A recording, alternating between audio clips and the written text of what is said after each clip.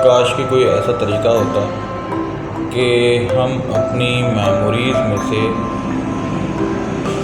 कुछ ऐसे मोमेंट्स हैं उनको दोबारा रीटेक ले सकते। तो ऐसा पॉसिबल हमारे रियल लाइफ में तो नहीं है।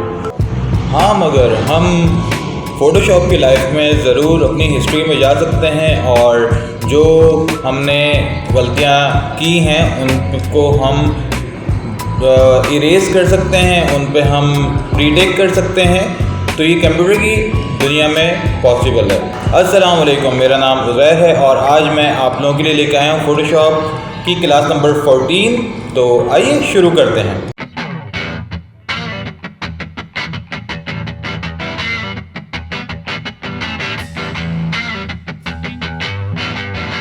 Alright, welcome back.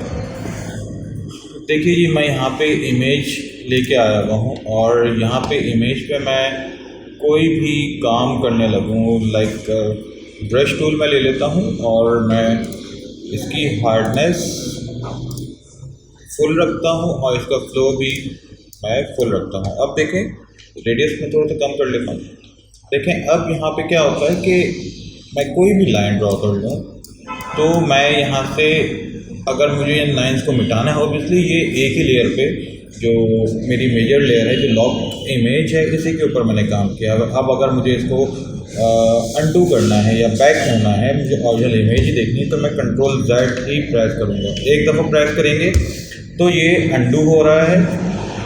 More than 1 times अगर आप कंट्रोल Z करते हैं तो ये पूरी इमेज क्लीन हो जाएगी, जैसे आपके पास पहले इमेज थी। अब ये कैसे कर रहा है? ये बेसिकली हिस्ट्री को फॉलो अप कर रहा है। 1 टाइम आपने कंट्रोल Z किया तो आपने जो पहले काम किया हुआ था, एक स्टेप बैक, तो आप कंट्रोल Z प्रेस कर रहे हो। और आप अगर मल्टीपल स्टेप्स बैक आप हो रहे हो तो मल्टीपल टाइम आप कंट्रोल Z प्रेस करते रहेंगे। सिमिलरली हमारे पास CS6 में कंट्रोल Z नहीं है। हम लोग कंट्रोल एक दफ़ा अगर हमने स्टेप बैक होना है तो कंट्रोल Z, अगर मोर देन 1 स्टेप्स हम लोगों ने बैक होना है तो कंट्रोल ऑल्ट Z हम प्रेस करते रहेंगे। बाय डिफ़ॉल्ट इसमें 20 स्टेप्स बैक आप हो सकते हो। अच्छा, आप इसकी स्टेप्स को मतलब आप देखना चाह रहे हो कि मैं 20 स्टेप्स से भी ज़्यादा अगर मैं बैक होना चाहूँ तो वो उसकी सेटिंग कहाँ से होगी, वो कैसे आप कर सकते हो? आप सिंपली जाओ एडिट के मेन्यू में और सबसे नीचे यहाँ पे प्रीफरेंस बना हुआ है, इस पर आप क्लिक करेंगे तो और ऑप्शंस आपके पास खुल जाएंगे। यहाँ पे आप जाएं, परफॉर्मेंस सिंपली क्लिक करें। अच्छा, परफॉर्मेंस के साथ मैं एक चीज़ और आपको बताऊंगा इसी में। अब देखें यहाँ पे CC वर्जन में 50 है, वरना CS वर्जन जितने भी थे उनमें 20 स्टेप्स या 10 स्टेप्स का यहाँ पे स्टेप बैक आप हो सकते हो। यहाँ पे देखें हिस्ट्री स्टेट्स बना हुआ है। यहाँ पे आप अगर 50 रखते हैं तो आप 50 स्टेप्स बैक हो सकते हैं। कंट्रोल Z आप 50 दफ़ा कंट्रोल Z प्रेस कर सकते हैं तो आप पीछे पीछे पीछे, और जहाँ आपने काम जहाँ से शुरू किया था वहाँ से आप जो गलती आपने की है उसको आप रिमूव कर सकते हैं, एडिट कर सकते हैं, रीटेक ले सकते हैं।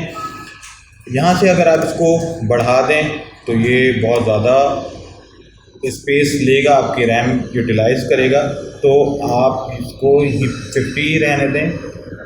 वैसे ज़रूरत बहुत मुश्किल से 3 या 4 दफ़ा आप कंट्रोल Z कर सकते हैं। मल्टीपल आप क्यों करेंगे, इतनी नीड नहीं पड़ती हमारे पास। तो यहाँ पे अगर बाय डिफ़ॉल्ट 50 है तो आप 50 ही रहने दें। और यहाँ पे कैशे लेवल्स हैं, इसको आप नॉर्मल रखे रहने दें। जो बाय डिफ़ॉल्ट इसकी सेटिंग है, अगर आप इसको एडजस्ट करेंगे तो परफॉर्मेंस में थोड़ा सा फ़र्क पड़ेगा। देखें यहाँ पे वेब UI अगर आप इस पर क्लिक करते हैं तो ये कैशे बेसिकली जो फाइल है उसका कितनी परफॉर्मेंस है उसका एक छोटा सा कोई स्पेस बन जाता है, कोई एक क्या कहेंगे, रैम कितनी यूटिलाइज हो रही है, ये उतना आपके पास यहाँ पे उसके हिसाब से रखा जाता है, उसका साइज़ और हर एक चीज़। डिफ़ॉल्ट फ़ोटोज़ पे करते हैं तो इसका कैशे लेवल बढ़ता चला जाएगा। ह्यूज, अगर आपने बहुत बड़ी इमेज के लिए काम करना है तो ह्यूज पिक्सल्स पे अगर आप क्लिक करते हैं तो ये कैशे लेवल बढ़ जाएगा। अच्छा, यहाँ पे और एक और चीज़ है कि यहाँ पे इसका जो रैम आप कितनी यूज़ करवा रहे हैं। बाय डिफ़ॉल्ट इसमें मीडियम है तो आप इसको ऐसे ही रहने दें। अगर आप इसको बढ़ा दें या फुल कर दें तो रैम यहाँ पे बहुत ज़्यादा यूज़ होगी।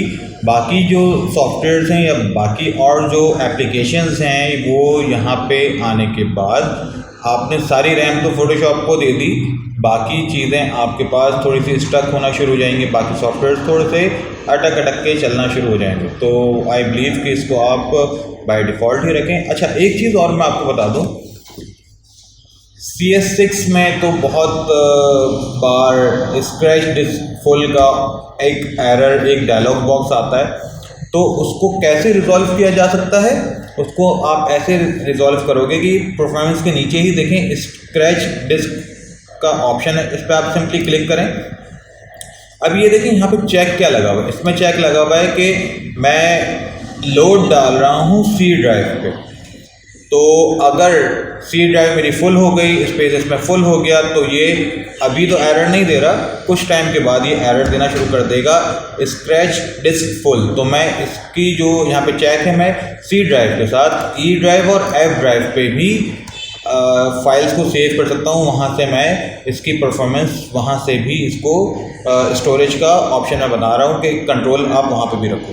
तो सिंपली आप ओके कर दें और कुछ भी ना करें।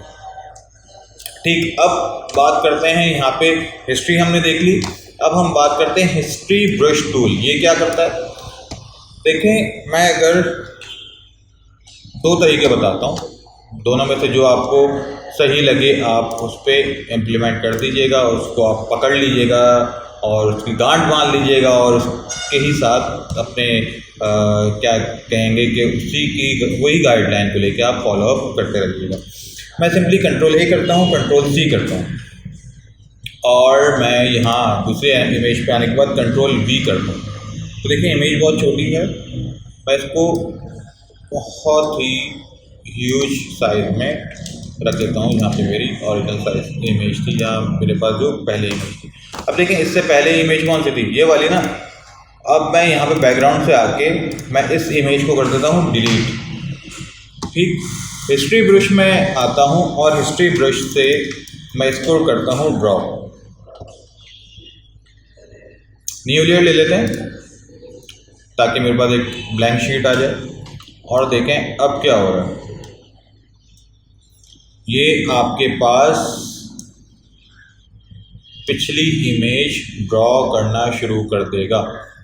ये कर कैसे रहा है, ये हो कैसे रहा है, बेसिकली आपने उसकी लेयर तो मिटाई थी मगर यहाँ पे उसका वजूद था, वो हिस्ट्री में मौजूद रहती है। हिस्ट्री में कहाँ से मौजूद रहती है, मैं आपको दिखाता हूँ। विंडो में जाएंगे आप और यहाँ पे हिस्ट्री पे क्लिक करते हैं, ये पूरा एक पैनल आपके पास आ जाएगा।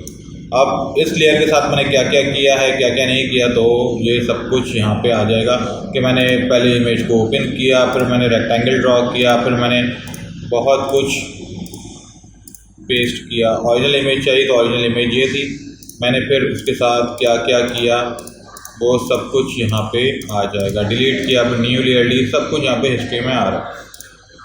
मैं नॉर्मली एक इमेज ले रहा हूँ।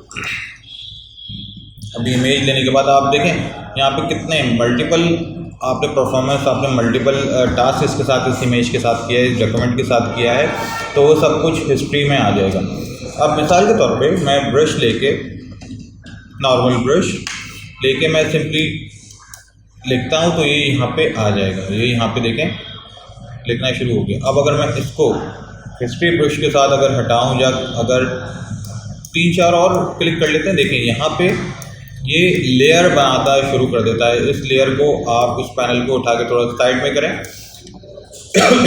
देखें हमने लेयर वहाँ नहीं बनाई मगर यहाँ पे जो आप टास्क अटैम्प्ट कर रहे हो वो सारी चीज़ें वो ऑटोमेटिक उसकी परफॉर्मेंस की जस्ट लाइक लेयर बना के दे रहा है। ऊपर ये जो चेक लगा हुआ है, मैं थोड़ा जूम इन करके दिखा दूँ, यहाँ पे कैनवस के बाहर नहीं होगा लेकिन मैं फाइल में आपको ज़रूर जूम इन करके दिखाऊंगा।